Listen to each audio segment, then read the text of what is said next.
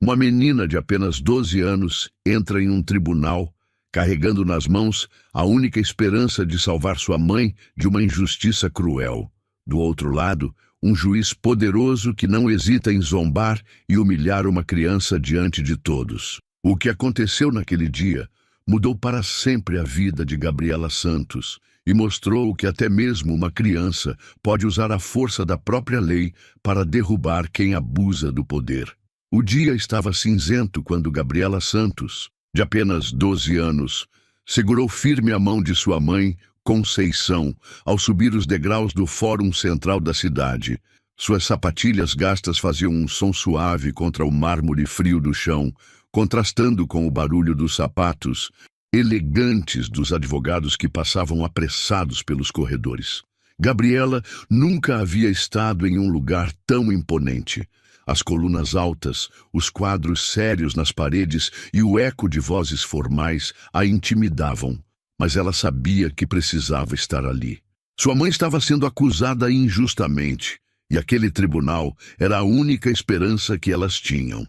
Conceição trabalhava há 15 anos como doméstica na casa da família Albuquerque, uma das mais influentes da cidade. Sempre foi uma funcionária exemplar, dedicada e honesta. Cuidava da casa como se fosse sua, criava vínculos afetivos com as crianças da família e nunca havia dado motivo para qualquer reclamação. Mas, 3 meses atrás, quando a senhora Albuquerque perdeu um colar de diamantes avaliado em R$ 50.000, todas as suspeitas recaíram sobre Conceição. Sem provas concretas, apenas baseados em preconceitos e na posição social vulnerável da doméstica, a família decidiu processá-la por furto. O advogado público designado para o caso, Dr. Henrique Silva, era um homem cansado, sobrecarregado com dezenas de processos. Ele mal havia conversado com Conceição por mais de 15 minutos, limitando-se a folhear rapidamente os documentos e murmurar frases como "Vamos ver o que podemos fazer. E o caso não está fácil." Gabriela percebia que ele não acreditava verdadeiramente na inocência de sua mãe, e isso a deixava profundamente angustiada. Como uma criança de 12 anos, ela não entendia todos os termos jurídicos, mas compreendia perfeitamente o que significava aquele olhar de desconfiança e desinteresse. Quando chegou o dia da audiência, mãe e filha entraram na sala do tribunal acompanhadas pelo Dr. Silva. O ambiente era ainda mais intimidador do que Gabriela havia imaginado. O teto alto, as madeiras escuras, as cadeiras enfileiradas e, principalmente, a imponente mesa onde se sentava o juiz Dr. Fernando Monteiro fizeram o coração da menina acelerar. Dr. Monteiro era um homem de aproximadamente 50 anos, cabelos grisalhos perfeitamente penteados, terno impecável e uma expressão de superioridade que parecia esculpida em seu rosto. Seus olhos pequenos e penetrantes examinavam todos na sala como se fossem objetos de menor importância. A audiência começou com a leitura formal das acusações. Gabriela ouvia cada palavra com atenção, mesmo sem compreender completamente os termos técnicos. Quando o doutor Silva se levantou para apresentar a defesa de sua mãe, sua argumentação foi fraca, sem convicção. Ele simplesmente repetiu que não havia provas concretas contra Conceição, mas não apresentou evidências alternativas ou questionou as motivações por trás das acusações. Sua voz monótona e sua postura desinteressada deixavam claro que ele estava ali apenas cumprindo uma obrigação profissional. Foi então que Dr. Fernando Monteiro demonstrou toda a sua arrogância e preconceito. Quando Conceição tentou falar em sua própria defesa, explicando sua dedicação à família Albuquerque e sua necessidade desesperada de manter o emprego para sustentar a filha, o juiz a interrompeu com desdém. "Senhora", disse ele com um sorriso cruel, "pessoas na sua posição sempre alegam necessidade quando são pegas em flagrante. A tentação é muito grande quando se convive diariamente com objetos de valor que jamais poderiam possuir. A frieza e o preconceito explícito em suas palavras fizeram Conceição baixar a cabeça, envergonhada. Mas o pior ainda estava por vir. Quando Gabriela, movida por um impulso de proteger sua mãe, se levantou e pediu permissão para falar. Dr. Monteiro soltou uma gargalhada que ecoou por toda a sala. "E agora temos uma advogada mirim", zombou ele, provocando risos abafados entre algumas pessoas presentes. "Menina, este é um tribunal sério, não um parquinho de diversões. Sente-se e fique quieta enquanto os adultos resolvem assuntos de adultos." A humilhação foi completa quando ele acrescentou, olhando diretamente para Gabriela: "Talvez seja melhor você começar a se acostumar com a ideia de que sua mãe terá que pagar pelas consequências de suas escolhas erradas." O silêncio que se seguiu foi ensurdecedor. Conceição segurou a mão da filha com força, tentando transmitir algum conforto, mas seus próprios olhos estavam cheios de lágrimas de humilhação.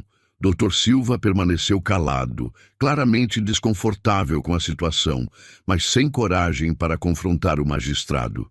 Gabriela sentiu uma queimação no peito, uma mistura de raiva, tristeza e impotência que ela jamais havia experimentado. Naquele momento, aos 12 anos, ela compreendeu de forma dolorosa como o poder podia ser usado para humilhar e oprimir pessoas inocentes. Quando o Dr. Monteiro anunciou sua decisão, condenando Conceição ao pagamento de uma indenização de R$50 mil, a família Albuquerque, além de 2 anos de prisão com surces, Gabriela sentiu o mundo desabar ao seu redor. Sua mãe, que ganhava apenas um salário mínimo, jamais conseguiria pagar aquela quantia. A família perderia a pequena casa onde moravam e Conceição teria sua vida destruída por uma acusação baseada apenas em preconceitos e suposições. A menina olhou para o juiz, memorizando cada traço de seu rosto arrogante, e fez uma promessa silenciosa. Ela encontraria uma forma de provar a inocência de sua mãe e mostrar àquele homem poderoso que havia subestimado a força de uma criança determinada. Os dias que se seguiram à condenação de sua mãe foram os mais difíceis da vida de Gabriela. Conceição havia perdido o emprego imediatamente após a decisão judicial e a notícia da condenação se espalhou rapidamente pela vizinhança. Em uma cidade pequena, onde todos se conhecem, a reputação de uma pessoa vale mais que ouro, e a reputação de Conceição havia sido destruída. As outras famílias para quem ela eventualmente trabalhava como diarista cancelaram seus serviços, com medo de serem associadas a uma ladra condenada pela justiça. A situação financeira da família, que já era difícil, tornou-se desesperadora. Gabriela observava sua mãe definhar dia após dia. Conceição, que sempre foi uma mulher forte e determinada, parecia ter perdido toda a vontade de lutar. Passava horas sentada na pequena mesa da cozinha, olhando para as contas que se acumulavam, calculando e recalculando números que nunca fechavam. A menina via como os vizinhos sussurravam quando sua mãe passava pela rua, como os olhares se desviavam e como as conversas paravam abruptamente quando elas se aproximavam. A humilhação social era quase tão dolorosa quanto a injustiça legal. Uma noite, Gabriela acordou com o som de choro vindo da cozinha. Ela se levantou silenciosamente e viu sua mãe sentada no escuro, com a cabeça entre as mãos, soluçando. Na mesa estavam espalhados os papéis do processo e uma carta do banco ameaçando tomar a casa por falta de pagamento. Naquele momento, Gabriela tomou uma decisão que mudaria sua vida para sempre. Ela não permitiria que sua mãe fosse destruída por uma injustiça. Se os adultos não conseguiam ou não queriam ajudar, ela mesma encontraria uma forma de reverter aquela situação. No dia seguinte, enquanto Conceição saía para procurar trabalho, Gabriela foi até a biblioteca pública da cidade. Era um prédio antigo, com estantes altas cheias de livros empoeirados e um silêncio quase religioso. A bibliotecária, Dona Maria, era uma senhora gentil que conhecia Gabriela desde pequena. Quando a menina explicou que precisava entender sobre leis e processos judiciais, Dona Maria ficou surpresa, mas não fez perguntas. Ela conduziu Gabriela até uma seção específica, repleta de livros jurídicos, com capas sérias e títulos complicados. Gabriela passou a tarde inteira folheando códigos de leis, dicionários jurídicos e livros sobre direito penal. A linguagem era difícil, cheia de termos técnicos que ela não compreendia, mas sua determinação era maior que qualquer obstáculo. Ela anotava tudo o que conseguia entender em um caderno velho, fazendo desenhos e esquemas para organizar as informações. Descobriu que existiam diferentes tipos de provas em um processo, que testemunhas podiam ser questionadas e que decisões judiciais podiam ser contestadas através de recursos. Durante as semanas seguintes, Gabriela estabeleceu uma rotina rigorosa. Pela manhã, ia à escola normalmente, mantendo suas notas altas como sempre. À tarde, assim que chegava em casa, ajudava sua mãe com as tarefas domésticas e depois seguia para a biblioteca. Dona Maria começou a separar livros específicos para ela, impressionada com a dedicação da menina. Gabriela aprendeu sobre presunção de inocência, ônus da prova, direitos da defesa e vícios processuais. Cada novo conceito que dominava acendia uma pequena chama de esperança em seu coração. Foi durante uma dessas tardes de estudo que Gabriela fez sua primeira descoberta importante. Lendo sobre os direitos do acusado, ela encontrou um trecho que dizia que toda pessoa tem direito a uma defesa adequada e que a falta de defesa eficiente pode anular um processo. Ela relembrou da atuação fraca do Dr. Silva durante a audiência, como ele mal havia investigado o caso ou apresentado argumentos sólidos. Seria possível que a defesa inadequada pudesse ser um motivo para pedir a revisão do processo? Gabriela também começou a investigar por conta própria o caso do colar desaparecido. Ela sabia que sua mãe era inocente, mas precisava de provas para demonstrar isso. Conversou discretamente com outras funcionárias que trabalhavam para a família Albuquerque e descobriu informações interessantes.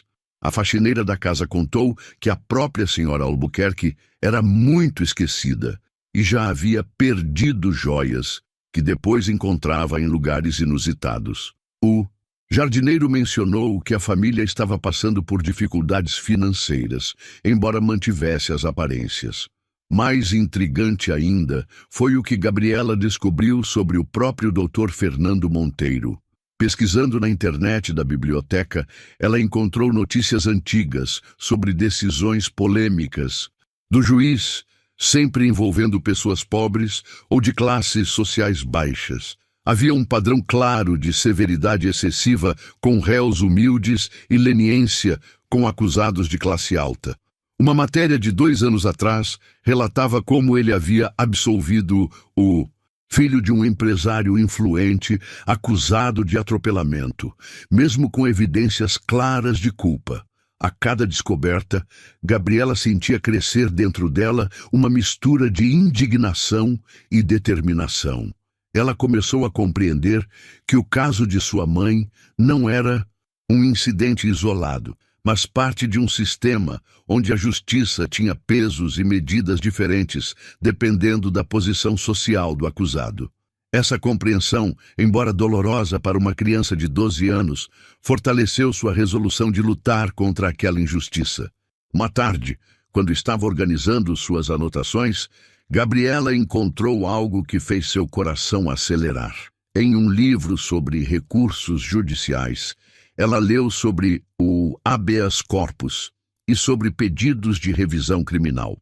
Descobriu que existiam prazos específicos para contestar decisões e que certas irregularidades no processo podiam justificar uma nova análise do caso. Pela primeira vez desde a condenação de sua mãe, Gabriela sentiu que havia uma luz no fim do túnel.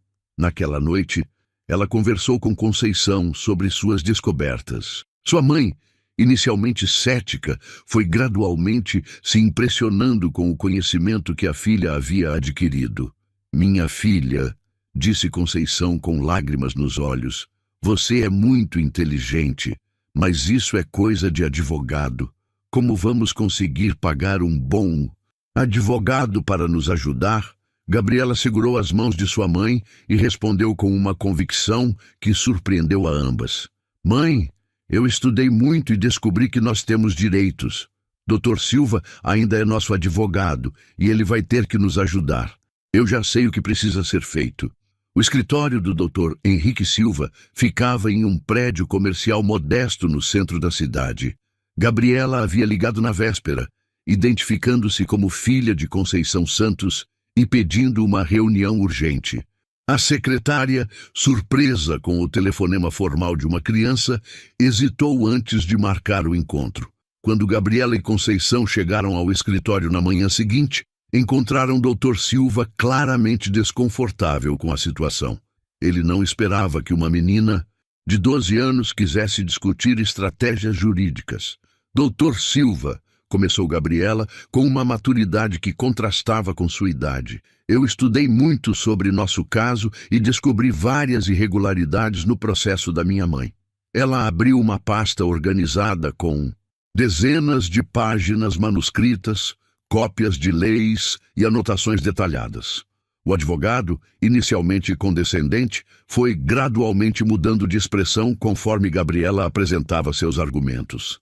Ela havia identificado que ele não havia questionado adequadamente as acusações, não havia solicitado a perícia do local onde supostamente ocorreu o furto e não havia investigado os antecedentes da família acusadora. Dr. Silva folheou os papéis com crescente interesse e preocupação. A menina havia feito um trabalho mais minucioso de investigação do que ele próprio. Gabriela apontou precedentes legais, onde defesas inadequadas haviam resultado na anulação de processos, citou artigos específicos do Código de Processo Penal e apresentou uma linha argumentativa coerente para contestar a condenação. "Doutor", disse ela olhando diretamente em seus olhos, "minha mãe tem direito a uma defesa real, não apenas a uma presença formal no tribunal." O advogado admitiu, constrangido, que havia tratado o caso de forma superficial devido à sobrecarga de trabalho. Gabriela, então, apresentou sua proposta. Ela havia preparado a minuta de um pedido de revisão criminal fundamentado em defesa inadequada e falta de provas materiais. Dr. Silva precisaria apenas revisar o documento, fazer os ajustes técnicos necessários e protocolar o pedido. "Eu fiz a pesquisa, doutor. Agora preciso que o senhor faça a parte que só um advogado pode fazer." Impressionado com a competência da menina, Dr. Silva aceitou trabalhar no recurso. Durante as semanas seguintes, ele e Gabriela formaram uma parceria inusitada. Ela continuava suas pesquisas na Nusantesys biblioteca, descobrindo jurisprudências e precedentes, enquanto ele transformava suas descobertas em linguagem jurídica adequada. Conceição observava, entre admirada e preocupada, como sua filha havia se transformado em uma pequena advogada, dominando termos técnicos e estratégias legais com facilidade impressionante. Gabriela também intensificou sua investigação sobre o caso do colar. Ela descobriu que a família Albuquerque tinha dívidas significativas e que o seguro da joia havia sido aumentado poucos meses antes do suposto furto. Conversando com mais funcionários da casa, soube que a senhora Albuquerque havia mencionado a possibilidade de vender algumas joias para quitar dívidas. Todas essas informações foram cuidadosamente documentadas e organizadas por Gabriela em sua crescente coleção de evidências. A menina também pesquisou profundamente sobre Dr. Fernando Monteiro. Descobriu que ele havia sido alvo de várias reclamações no Conselho Nacional de Justiça por conduta inadequada e decisões tendenciosas.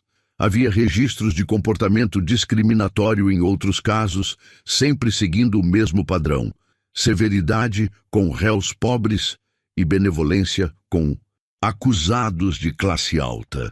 Gabriela compreendeu que o preconceito demonstrado contra sua família não era um incidente isolado, mas um padrão comportamental do magistrado. Enquanto trabalhava no recurso, Gabriela enfrentava desafios em outras áreas de sua vida. Na escola, alguns colegas haviam descoberto sobre a condenação de sua mãe e faziam comentários maldosos. Professores olhavam para ela com uma mistura de pena e desconfiança. Mas em vez de se abater, essas adversidades fortaleciam ainda mais sua determinação. Ela sabia que provar a inocência de sua mãe não era apenas uma questão de justiça familiar, mas uma forma de desafiar um sistema que oprimia pessoas como elas. Uma descoberta particularmente importante veio quando Gabriela conseguiu acesso aos autos completos do processo na secretaria do Fórum. Lendo atentamente todos os documentos, ela percebeu que a investigação policial havia sido extremamente superficial. Não havia sido feita perícia datiloscópica no local do suposto crime. Não foram ouvidas todas as testemunhas potenciais. E não havia sido investigada a possibilidade de outras pessoas terem acesso ao colar. Essas falhas na investigação poderiam ser usadas para questionar a validade das provas apresentadas contra sua mãe. Dr. Silva ficou impressionado quando Gabriela lhe apresentou essas descobertas. Gabriela, disse, você tem um talento natural para o direito. Essas falhas processuais que você identificou são fundamentais para nosso recurso.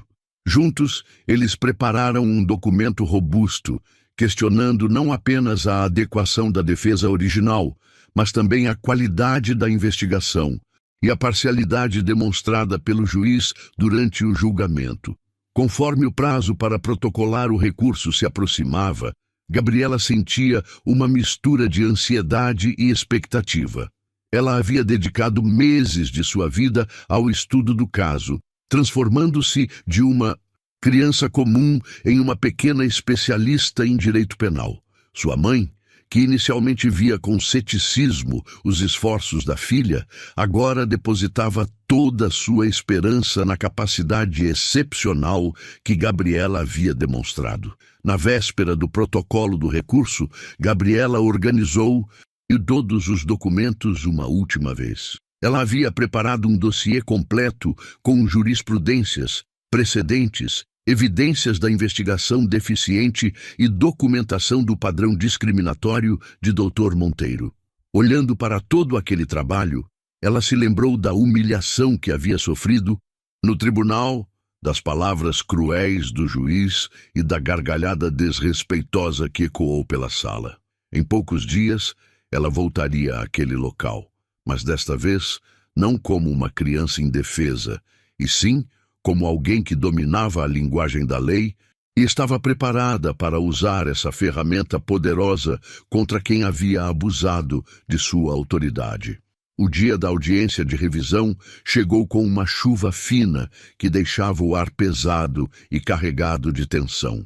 Gabriela acordou antes do despertador, sentindo o coração acelerar com a antecipação do que estava por vir. Ela havia passado a noite anterior revisando suas anotações uma última vez, organizando os argumentos em sua mente como peças de um quebra-cabeça complexo. Desta vez, ela não estava indo ao tribunal como uma espectadora impotente, mas como a verdadeira arquiteta da defesa de sua mãe. Conceição observava a filha se preparar com uma mistura de orgulho e preocupação. Gabriela havia escolhido sua melhor roupa, uma blusa branca e saia azul marinho que normalmente usava para ocasiões especiais na escola. Mas havia algo diferente em sua postura, uma confiança e determinação que contrastavam com a menina assustada que havia saído daquele mesmo tribunal meses antes. Minha filha, disse Conceição, segurando as mãos da menina. Não importa o que aconteça hoje, eu já estou orgulhosa de você. Você fez mais por nossa família do que qualquer adulto faria. Dr. Silva chegou cedo ao fórum, carregando uma pasta volumosa com todos os documentos preparados por Gabriela. Nos últimos dias, ele havia revisado minuciosamente cada argumento apresentado pela menina e ficado impressionado com a qualidade técnica do trabalho. Nunca em seus 15 anos de advocacia ele havia visto uma investigação tão meticulosa feita por alguém sem formação jurídica. Gabriela havia encontrado precedentes que ele próprio desconhecia e havia construído uma linha argumentativa que colocava em xeque não apenas a condenação original, mas toda a conduta do magistrado responsável. Quando a família chegou ao tribunal, Gabriela notou imediatamente que a atmosfera estava diferente. Havia mais pessoas presentes do que ela esperava, incluindo jornalistas locais que haviam descoberto sobre o caso inusitado de uma menina de 12 anos questionando uma decisão judicial. A notícia havia se espalhado pela cidade. A filha da doméstica condenada havia preparado um recurso complexo para tentar reverter a sentença. Alguns viam a situação com curiosidade, outros com ceticismo, mas todos estavam interessados em ver como aquela história se desenrolaria. Dr. Fernando Monteiro entrou na sala com sua postura habitual de superioridade, cumprimentando colegas e ajustando os papéis em sua mesa com movimentos precisos. Quando seus olhos encontraram Gabriela, ele esboçou o mesmo sorriso desdenhoso da audiência anterior. Era claro que ele não levava a sério aquele recurso, considerando-o apenas uma tentativa desesperada de uma família que não sabia aceitar a derrota. Para ele, uma criança jamais poderia representar uma ameaça real à sua autoridade e experiência. A audiência começou com o Dr. Silva apresentando formalmente o pedido de revisão. Sua voz, desta vez, soava firme e convicta, muito diferente da atuação fraca da primeira audiência. Ele explicou que novos elementos haviam sido descobertos e que irregularidades graves no processo original justificavam uma nova análise do caso. Dr. Monteiro ouviu com expressão entediada, ocasionalmente consultando o relógio como se tivesse assuntos mais importantes para resolver.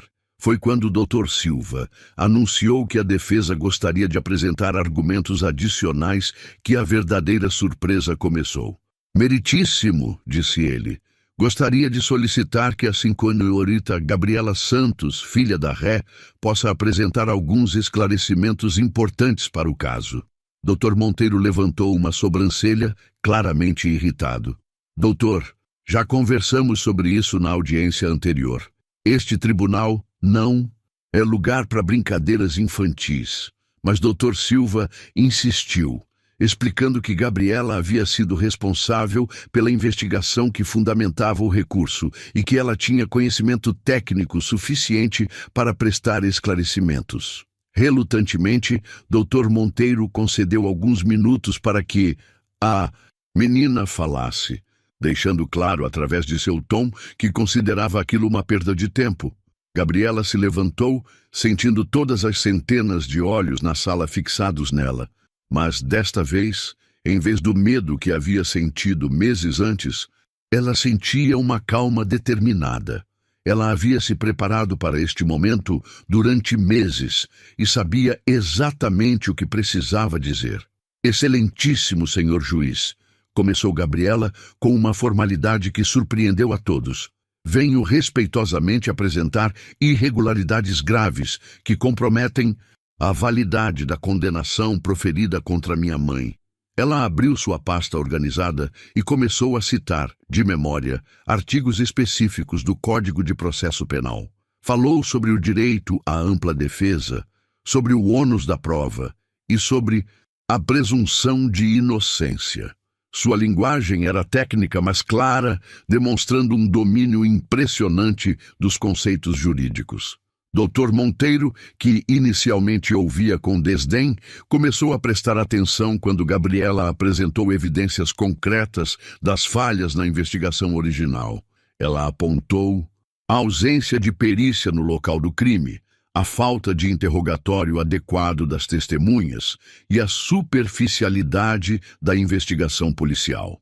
Cada ponto era sustentado por referências específicas a jurisprudências e precedentes legais que ela havia pesquisado meticulosamente. Mas o momento decisivo chegou quando Gabriela mudou o foco de sua argumentação. Meritíssimo, disse ela olhando diretamente para Dr. Monteiro. Também gostaria de questionar a imparcialidade que deve nortear qualquer decisão judicial. O juiz se endireitou na cadeira, claramente desconfortável com a direção que a conversa estava tomando. Gabriela, então, começou a citar outras decisões do magistrado, demonstrando um padrão claro de tratamento diferenciado, baseado na classe social dos réus. A tensão na sala era palpável. Gabriela apresentou números concretos. Em 5 anos, doutor, Monteiro havia condenado 87% dos réus de baixa renda que passaram por seu tribunal, enquanto absolvia 72% dos acusados de classe alta. Ela havia documentado casos específicos onde crimes similares receberam punições drasticamente diferentes, dependendo do status social do acusado. Esta discrepância, argumentou ela, sugere um viés sistemático que compromete a imparcialidade exigida pela Constituição. O silêncio na sala era ensurdecedor. Dr. Monteiro havia perdido completamente sua compostura arrogante e sua face estava visivelmente alterada. Ele não esperava ser confrontado com dados tão precisos sobre sua própria conduta, muito menos por uma criança de 12 anos. Os jornalistas presentes anotavam furiosamente cada palavra, percebendo que estavam presenciando algo extraordinário. Gabriela concluiu sua apresentação citando um acórdão do Superior Tribunal de Justiça que estabelecia que a aparência de imparcialidade é tão importante quanto a imparcialidade real, e quando há dúvidas fundadas sobre a neutralidade do julgador, a decisão deve ser revista por outro magistrado. Ela solicitou formalmente que o caso fosse redistribuído para outro juiz, fundamentando seu pedido nas evidências apresentadas. Dr. Silva observava impressionado como sua pequena parceira havia transformado a audiência. O que deveria ser uma simples apresentação de recurso havia se tornado um questionamento direto da conduta judicial de Dr. Monteiro. A menina havia usado a própria lei como uma arma, demonstrando que até mesmo uma criança podia dominar as ferramentas jurídicas quando motivada pela justiça. Quando Gabriela terminou de falar e voltou ao seu lugar, o silêncio na sala durou vários segundos. Dr. Monteiro tentou recuperar sua compostura, mas era evidente que havia sido pego completamente desprevenido. Ele havia subestimado gravemente aquela menina, e agora se encontrava em uma posição extremamente desconfortável, tendo sua conduta questionada publicamente com argumentos sólidos e fundamentados.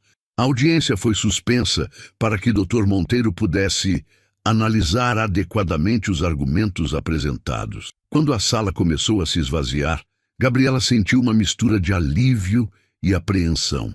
Ela havia dado o primeiro golpe certeiro na armadura de arrogância do magistrado, mas sabia que a verdadeira batalha ainda estava apenas começando. Dr. Monteiro agora sabia que estava lidando com uma adversária formidável e certamente não deixaria aquela afronta passar sem uma resposta. Nos dias que se seguiram à audiência, a cidade inteira fervilhava com comentários sobre o confronto entre a menina de 12 anos e o temido Dr. Fernando Monteiro. Os jornais locais estamparam manchetes como "Menina desafia juiz em tribunal" e "Criança de 12 anos questiona magistrado com argumentos jurídicos".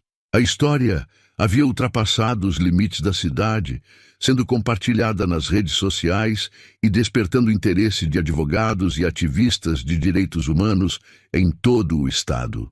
Dr. Monteiro, acostumado a ser respeitado e temido em sua comarca, viu-se pela primeira vez em décadas enfrentando questionamentos públicos sobre sua conduta. Colegas magistrados cochichavam pelos corredores do fórum, alguns expressando surpresa com a qualidade técnica dos argumentos apresentados pela menina, outros demonstrando preocupação com o precedente que aquilo poderia criar. A situação havia se tornado um caso de grande repercussão, e todos sabiam que a decisão tomada influenciaria futuras contestações de decisões judiciais. Gabriela, por sua vez, não se deixou levar pela atenção da mídia. Ela sabia que Dr. Monteiro não aceitaria passivamente ser desafiado por uma criança e que certamente prepararia uma resposta à altura de sua arrogância ferida. A menina continuou seus estudos com ainda mais intensidade, pesquisando precedentes sobre suspeição de magistrados e aprofundando seu conhecimento sobre recursos judiciais. Ela havia percebido uma pequena falha em sua estratégia inicial e trabalhava para corrigi-la antes da próxima audiência. A resposta de Dr. Monteiro veio uma semana depois, através de um despacho oficial que demonstrava claramente sua irritação e desejo de vingança.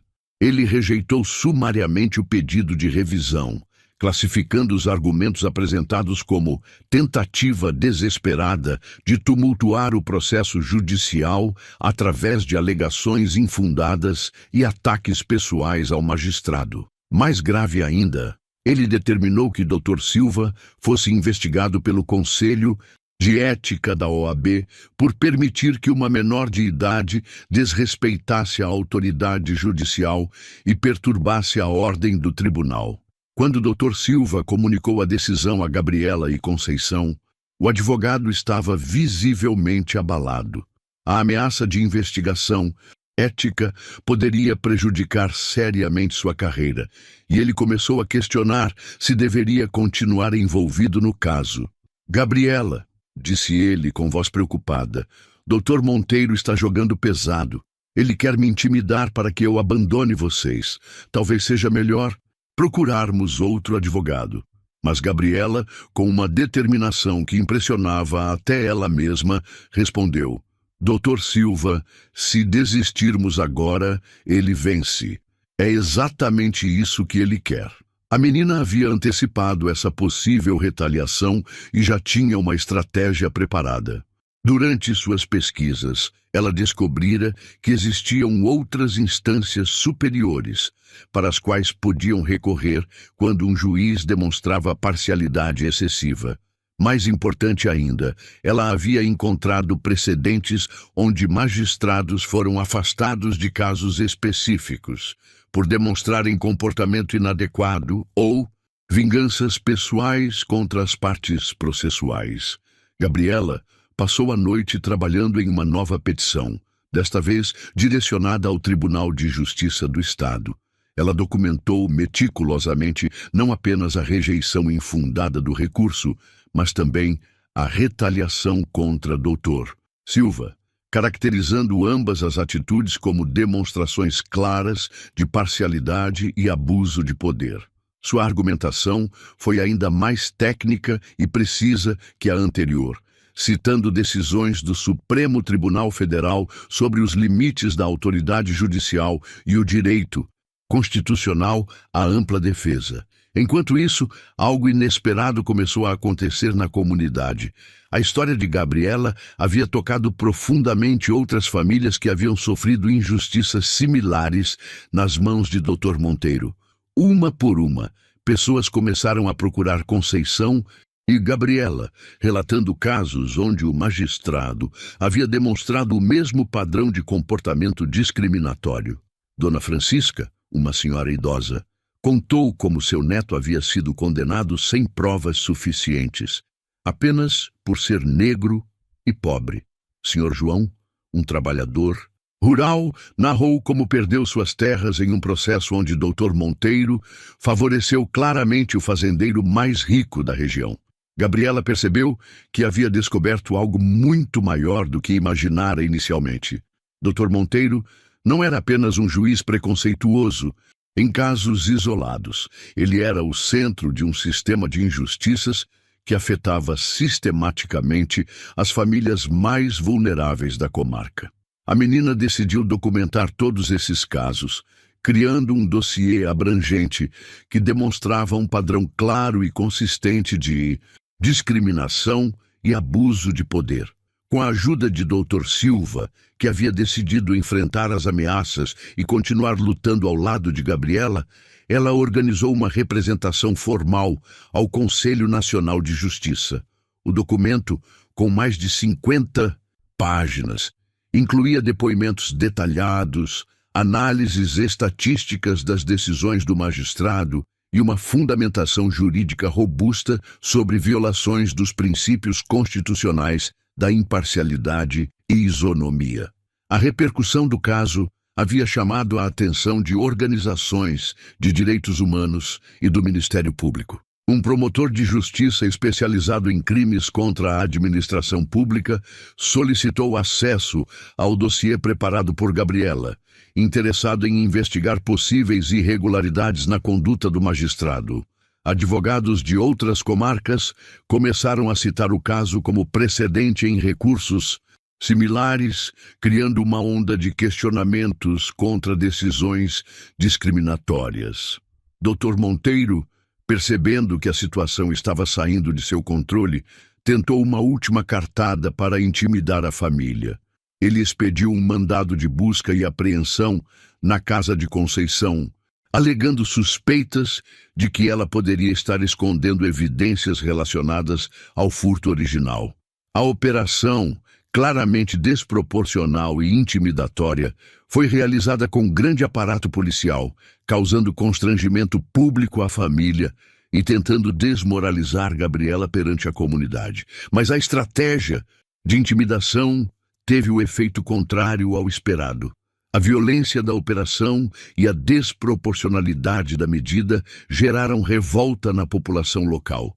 Vizinhos e moradores se manifestaram em apoio à família, organizando uma vigília na frente da casa e demonstrando publicamente sua indignação com o abuso de poder. A imprensa nacional começou a noticiar o caso, transformando Gabriela em um símbolo de resistência contra a injustiça e a discriminação no sistema judiciário.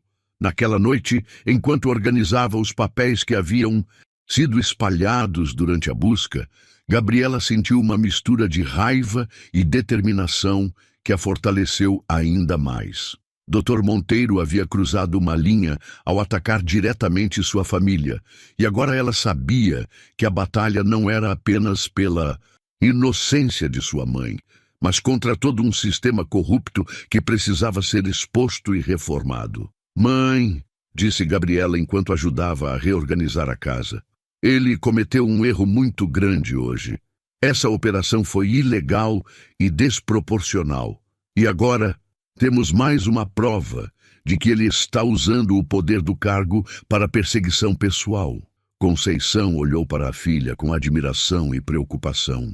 A menina havia se transformado em uma guerreira da justiça, mas o preço que estavam pagando era muito alto. "Você tem certeza de que quer continuar, minha filha? Isso está ficando muito perigoso." Gabriela segurou as mãos de sua mãe e respondeu com uma convicção inabalável: "Mãe, se pararmos agora, todas as outras famílias que sofreram nas mãos dele continuarão sofrendo. Ele precisa ser parado, e nós somos as únicas que têm coragem e conhecimento para fazer isso. Ele subestimou uma menina de 12 anos, e isso será a ruína dele." A manhã da audiência final chegou com um sol radiante que contrastava com a tensão que pairava sobre o fórum. Gabriela havia passado a noite inteira revisando sua estratégia final, organizando meticulosamente cada documento e cada argumento que apresentaria. Ela sabia que aquela seria sua última chance de reverter a injustiça cometida contra sua mãe e expor definitivamente a conduta inadequada de Dr. Fernando Monteiro. A menina que havia entrado naquele tribunal meses antes como uma criança assustada, agora retornava como uma adversária formidável, armada com conhecimento, evidências e uma determinação inabalável.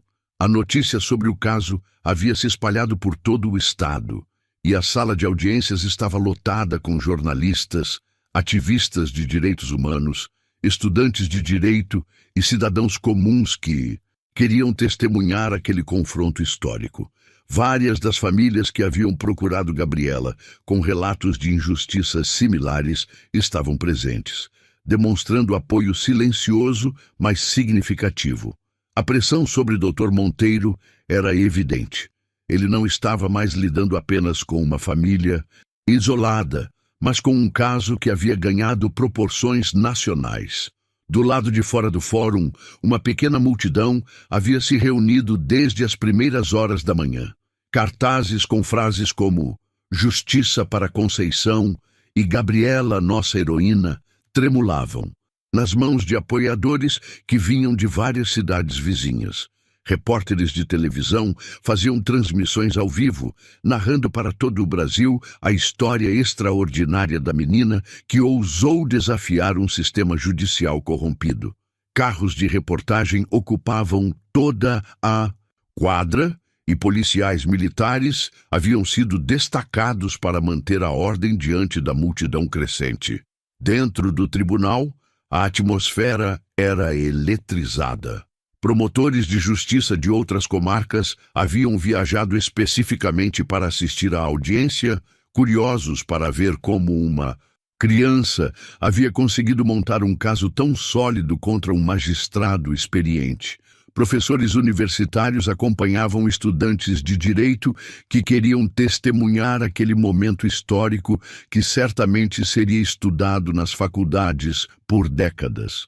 Até mesmo alguns juízes de outras varas se fizeram presentes discretamente, observando com interesse e preocupação como um de seus colegas seria confrontado publicamente. A família de Gabriela também havia crescido significativamente para aquele dia. Tios, primos e vizinhos que haviam acompanhado toda a luta da menina estavam presentes, formando uma rede de apoio emocional que se estendia por várias fileiras da galeria. Dona Maria, a bibliotecária que havia ajudado Gabriela em suas pesquisas iniciais, ocupava um lugar de honra na primeira fila, segurando um lenço com lágrimas de orgulho já escorrendo por seu rosto. Cada pessoa presente compreendia que estava prestes a testemunhar algo que transcendia um simples caso judicial. Era a história de como a coragem e a determinação podem desafiar até mesmo as estruturas de poder mais arraigadas. Dr. Monteiro entrou na sala, tentando manter sua postura habitual de autoridade, mas era perceptível que o peso da atenção pública e das investigações em andamento o estava afetando. Sua expressão era mais tensa que de costume, e seus movimentos pareciam menos confiantes. Ele havia preparado uma estratégia para desqualificar definitivamente os argumentos de Gabriela, planejando usar sua experiência e autoridade para subjugar de uma vez por todas aquela criança impertinente que ousara desafiá-lo. Seus assistentes o acompanhavam com pilhas de documentos, numa tentativa desesperada de demonstrar que ele ainda controlava a situação. O magistrado havia passado os últimos dias consultando advogados particulares sobre sua situação pessoal, pois sabia que as acusações de parcialidade e discriminação poderiam afetar seriamente sua carreira. Sua esposa havia lhe implorado para considerar um acordo ou uma aposentadoria antecipada, mas sua arrogância e ego ferido o impediam de considerar qualquer forma de recuo. Para ele, ceder diante de uma menina de 12 anos seria a humilhação definitiva, algo que seu orgulho simplesmente não podia aceitar. Quando a audiência começou, Dr. Silva apresentou formalmente os recursos adicionais que haviam sido protocolados no Tribunal de Justiça e no Conselho Nacional de Justiça. Ele Explicou que as retaliações sofridas após a audiência anterior apenas confirmavam a parcialidade e a inadequação de Dr. Monteiro para julgar o caso. A voz do advogado soava firme e convicta. A parceria com Gabriela havia transformado também sua própria atuação profissional, dando-lhe uma coragem e determinação que ele não demonstrava há anos. Ele citou precedentes do Superior Tribunal de Justiça sobre a necessidade de aparência de imparcialidade, argumentando que as ações do magistrado haviam ultrapassado todos os limites aceitáveis. Dr. Monteiro ouviu a apresentação inicial com crescente irritação, interrompendo frequentemente para fazer observações sarcásticas e tentativas de desqualificar os argumentos. Dr. Silva, disse ele com tom condescendente, vejo que o senhor continua permitindo que uma criança dite suas estratégias jurídicas. Isso é lamentável para a advocacia e prejudicial para a sua cliente. Mas desta vez, Dr. Silva não se intimidou. Meritíssimo, a inteligência e o conhecimento não têm idade, e a defesa tem o direito de apresentar seus argumentos através de quem julgar mais adequado. A tensão na sala aumentou quando o Dr. Monteiro tentou usar sua autoridade para intimidar não apenas a defesa, mas também os observadores presentes. Ele ameaçou retirar da sala qualquer pessoa que perturbasse a ordem e fez comentários desdenhosos sobre o circo midiático que se havia formado em torno do caso. Suas palavras, no entanto, apenas reforçaram a percepção de que ele havia perdido a compostura e a imparcialidade necessárias para exercer a função jurisdicional. Foi então que Gabriela se levantou para sua apresentação final. A sala ficou em completo silêncio. Todos percebiam que aquele seria o momento decisivo do confronto. Dr. Monteiro tentou impedi-la mais uma vez. Senhorita Gabriela, este tribunal já foi suficientemente paciente com suas apresentações. Não vejo necessidade de mais perturbações. Mas Gabriela respondeu com uma tranquilidade que surpreendeu a todos. Excelentíssimo, solicito respeitosamente que Vossa Excelência me permita exercer o direito constitucional à ampla defesa, conforme previsto no artigo 5º, inciso LV da Constituição Federal. A precisão técnica da resposta e a segurança com que foi proferida deixaram Dr. Monteiro momentaneamente sem reação.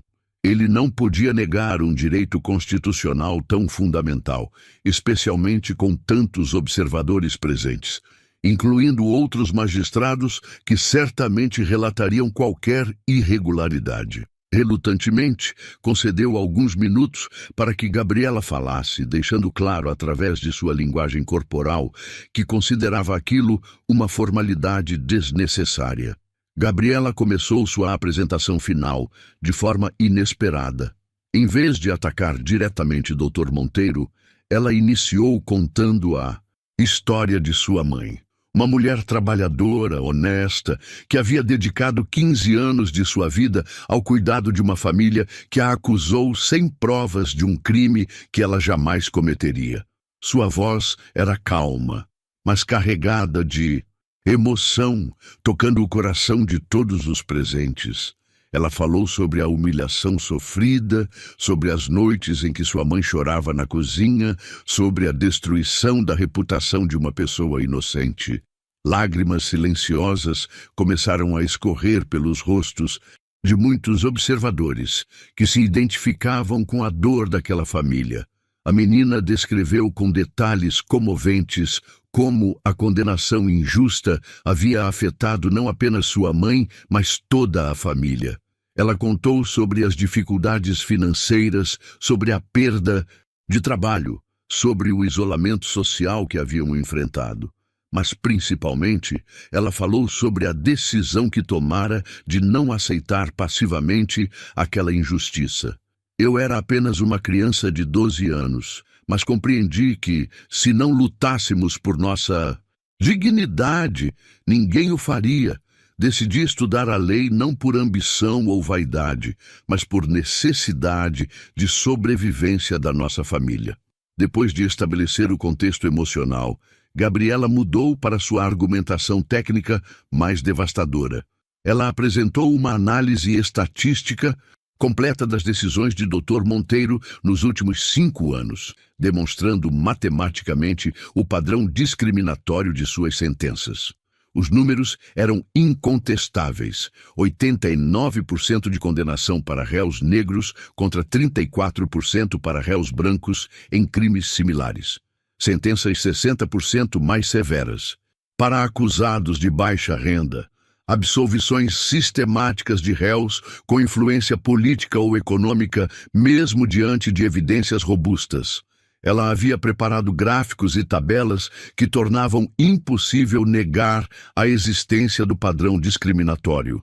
A apresentação incluiu também uma comparação com as estatísticas de outros magistrados da mesma comarca, demonstrando que Dr. Monteiro era um outlier estatístico significativo.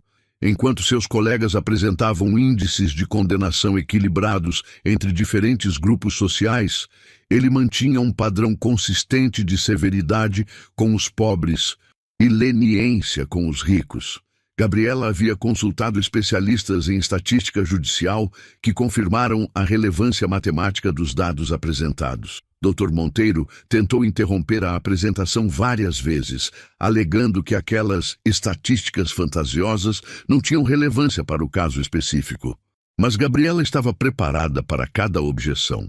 Ela citou decisões do Supremo Tribunal Federal estabelecendo que padrões estatísticos de discriminação constituem evidência válida de violação dos princípios constitucionais da isonomia e imparcialidade. Cada interrupção do magistrado apenas fortalecia os argumentos dela sobre sua parcialidade e inadequação para o cargo. A menina demonstrou conhecer precedentes que muitos advogados experientes desconheciam. O momento mais impactante chegou quando Gabriela apresentou as gravações. Durante meses de investigação, ela havia conseguido acesso a audiências anteriores onde Dr. Monteiro havia feito comentários claramente discriminatórios. Em uma delas, ele disse a um réu negro: "Pessoas como você sempre acabam voltando aqui, é da natureza." Em outra, comentou com um advogado: "Esses pobres nunca aprendem, acham que podem viver como os ricos e acabam roubando." Uma terceira gravação o mostrava dizendo a uma mãe de família: "Mulheres na sua situação deveriam pensar 2 vezes antes de ter filhos que não conseguem sustentar." As gravações causaram um impacto devastador na sala. Era a prova definitiva do preconceito sistemático do magistrado. Várias pessoas na galeria demonstraram sua indignação com murmúrios e movimentos de reprovação. Jornalistas anotavam freneticamente cada palavra, percebendo que estavam documentando um momento histórico da justiça brasileira. Os outros magistrados presentes trocavam olhares preocupados, compreendendo que aquelas evidências teriam repercussões muito além daquele caso específico. Dr. Monteiro perdeu completamente a compostura quando as gravações foram reproduzidas. Ele se levantou de sua cadeira, visivelmente alterado, e tentou contestar a autenticidade das evidências. "Isso é uma armação!" gritou ele, perdendo toda a dignidade que sua posição exigia.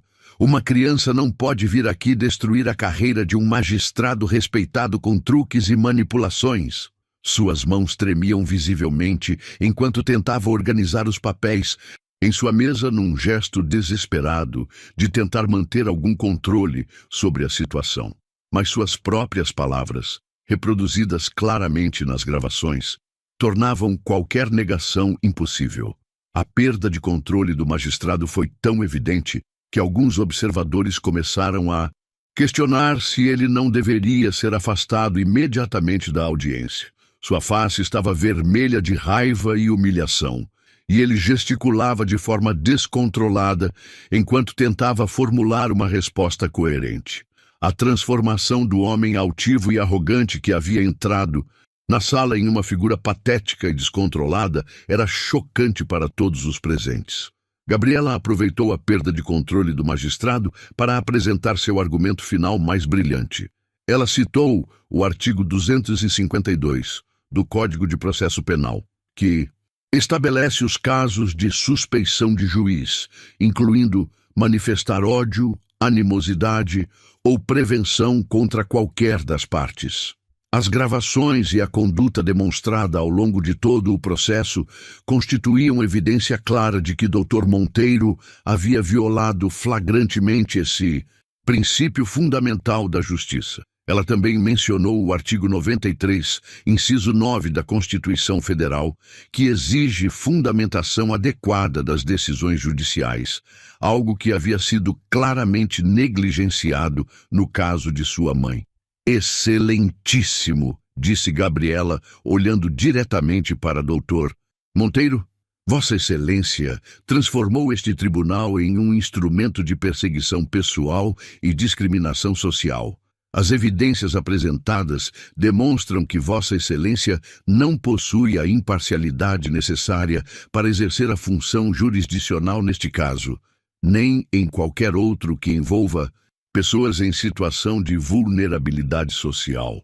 A precisão e a coragem de suas palavras ecoaram pela sala em silêncio absoluto. A menina continuou com uma argumentação que deixou todos os juristas presentes impressionados com sua maturidade e conhecimento técnico.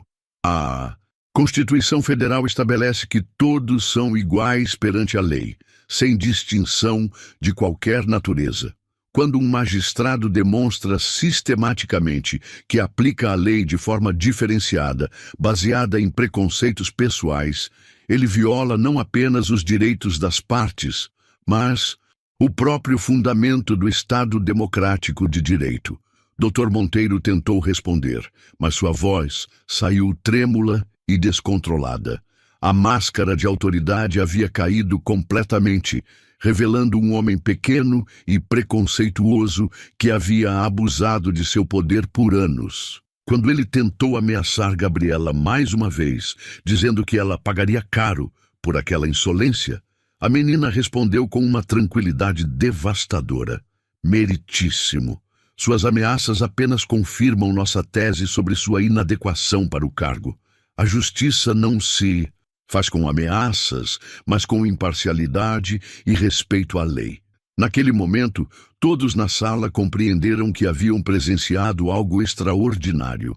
Uma menina de 12 anos havia usado a própria lei para expor e derrotar um magistrado corrupto e preconceituoso. A força de seus argumentos, a solidez de suas evidências e a coragem de sua apresentação haviam criado uma situação da qual o Dr. Monteiro não podia escapar sem admitir sua derrota total.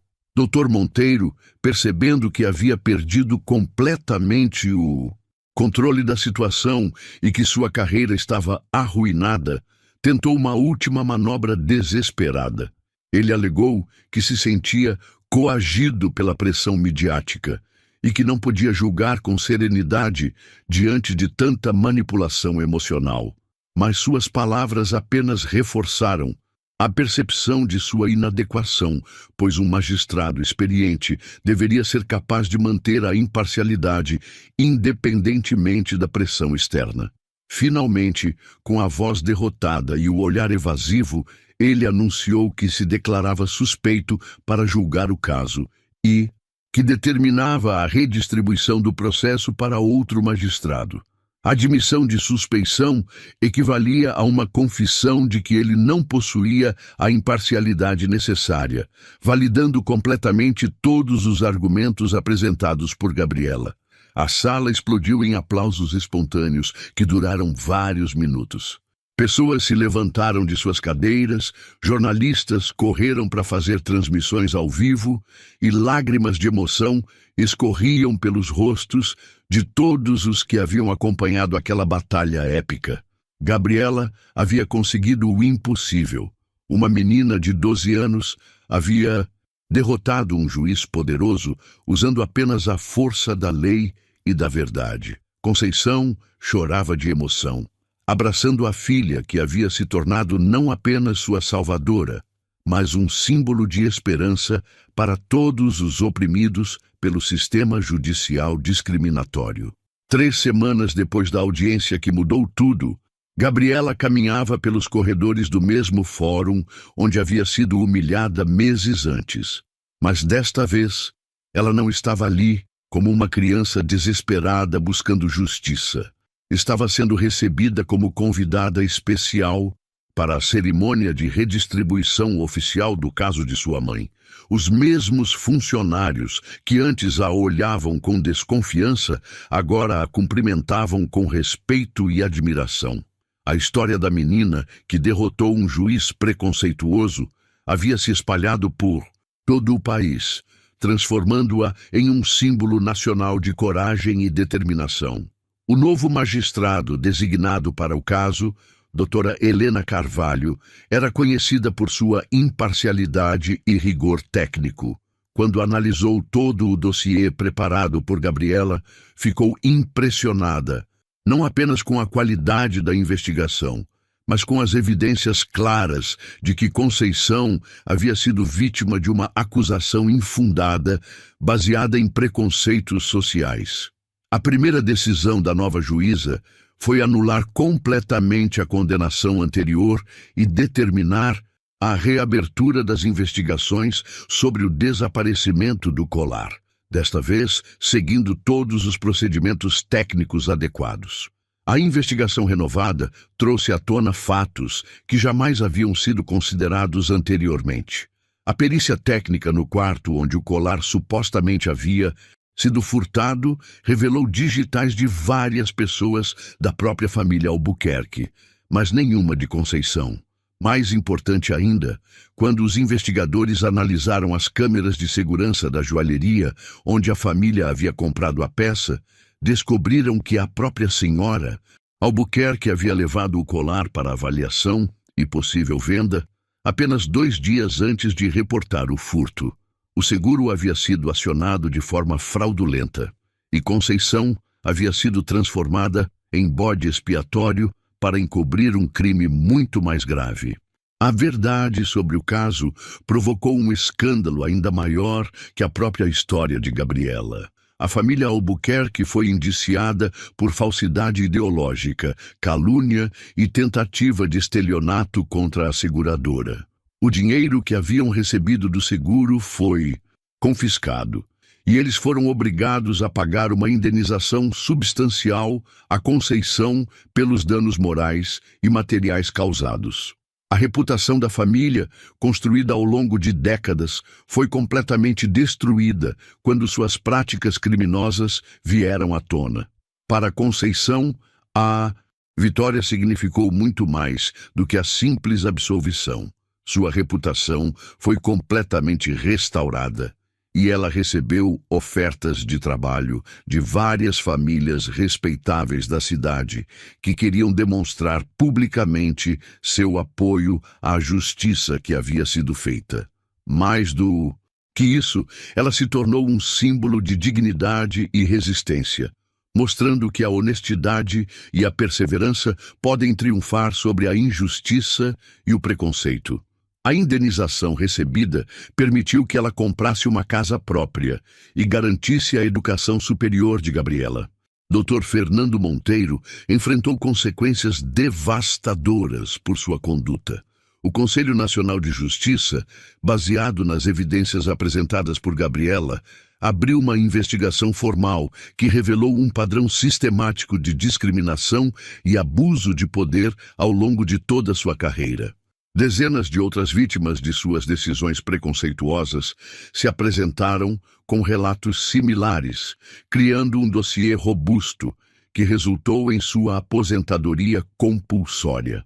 Ele perdeu não apenas o cargo, mas também sua reputação e influência social, tornando-se um exemplo do que acontece quando o poder é usado para oprimir os mais vulneráveis. A história de Gabriela transcendeu as fronteiras de sua cidade e se tornou um caso estudado em faculdades de direito por todo o país. Professores universitários usavam seu caso para ensinar sobre a importância da ampla defesa, os perigos do preconceito judicial e o poder que cidadãos comuns têm quando conhecem seus direitos. A menina que havia começado sua jornada sem saber nada sobre leis havia se tornado, involuntariamente, uma das maiores especialistas em direitos da defesa e combate à discriminação judicial do país. Várias universidades ofereceram bolsas de estudo integrais para Gabriela, reconhecendo seu talento excepcional e sua paixão pela justiça. Organizações de direitos humanos a convidaram para palestras e seminários, onde ela compartilhava sua experiência e inspirava outros jovens a lutarem contra as injustiças que presenciavam. Apesar de toda a atenção, Gabriela mantinha os pés no chão, continuando seus estudos regulares e ajudando outras famílias que procuravam orientação jurídica. O impacto da vitória de Gabriela foi sentido muito além de seu caso individual. O Tribunal de Justiça do Estado implementou novos protocolos para identificar e prevenir discriminação judicial, incluindo análises estatísticas regulares das decisões de cada magistrado. Foi criado um programa de treinamento obrigatório sobre viés inconsciente e direitos humanos para todos os juízes da comarca. A história da menina havia forçado todo o sistema judicial local a se modernizar e se tornar mais justo. Dr. Silva, o advogado, que havia se transformado através de sua parceria com Gabriela, decidiu abrir um escritório especializado em casos de discriminação judicial e defesa de pessoas em situação de vulnerabilidade social. A experiência de trabalhar com a menina havia renovado sua paixão pela advocacia e mostrado que era possível fazer a diferença real na vida das pessoas. Ele frequentemente dizia que Gabriela havia sido sua maior professora, ensinando-lhe que a verdadeira advocacia vai muito além do conhecimento técnico. Na escola, Gabriela se tornou uma figura respeitada e admirada pelos colegas e professores. Os mesmos estudantes que antes faziam comentários maldosos sobre a situação de sua família, agora a procuravam pedindo ajuda com trabalhos e projetos. Ela criou um grupo de estudos sobre cidadania e direitos humanos, onde ensinava outros jovens sobre seus direitos básicos e como identificar situações de injustiça. A menina havia descoberto sua verdadeira vocação: usar o conhecimento para empoderar outras pessoas. Conceição observava a transformação de sua filha com uma mistura de orgulho e preocupação. Gabriela havia amadurecido muito além de seus 12 anos, carregando responsabilidades e conhecimentos que normalmente pertencem ao mundo adulto. Mas ela via também que a menina havia encontrado seu propósito na vida, uma missão que a motivava e preenchia de sentido cada dia de estudos e dedicação. A comunidade onde elas viviam também foi transformada pela história de Gabriela. Moradores que antes se sentiam impotentes diante de injustiças passaram a se organizar e buscar seus direitos. Foi criado um centro comunitário de orientação jurídica, onde advogados voluntários atendiam pessoas carentes e ensinavam sobre direitos básicos. A consciência legal da população aumentou significativamente, criando uma rede de proteção contra abusos de autoridade. 6 meses após sua vitória, no tribunal, Gabriela foi convidada para discursar em uma conferência nacional sobre reforma do judiciário.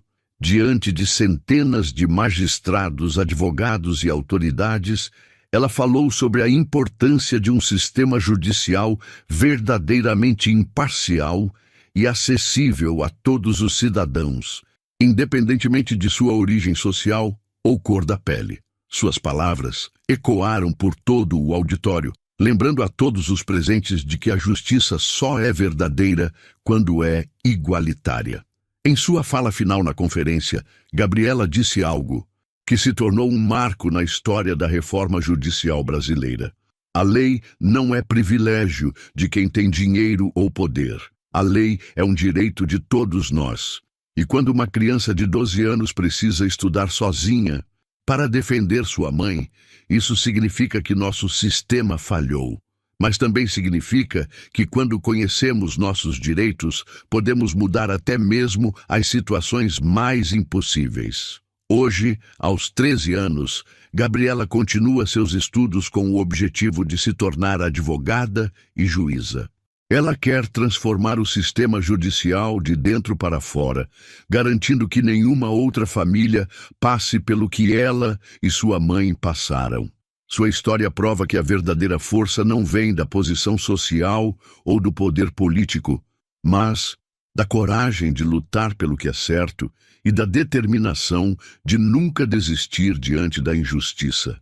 A menina que foi zombada por um juiz arrogante não apenas provou que ele estava errado, mas usou a própria lei que ele deveria representar para mostrar que a justiça verdadeira não tem cor, classe social ou idade. Ela transformou sua dor em propósito, sua indignação em conhecimento e sua vulnerabilidade em força. Gabriela Santos não apenas salvou sua mãe, ela inspirou uma geração inteira a acreditar que é possível mudar o mundo, uma injustiça de cada vez. O que você faria para defender quem você ama? Gabriela não tinha poder, nem dinheiro, mas tinha algo que muitos perderam: coragem para lutar contra a injustiça e amor suficiente para enfrentar o sistema por sua mãe. Se essa história te emocionou, demonstre apoio a todas as mães e filhas que já foram caladas injustamente. Deixe um like para fortalecer essa mensagem. Comente: por minha mãe, eu também lutaria. E se inscreva no canal, porque aqui, toda semana, a verdade encontra voz.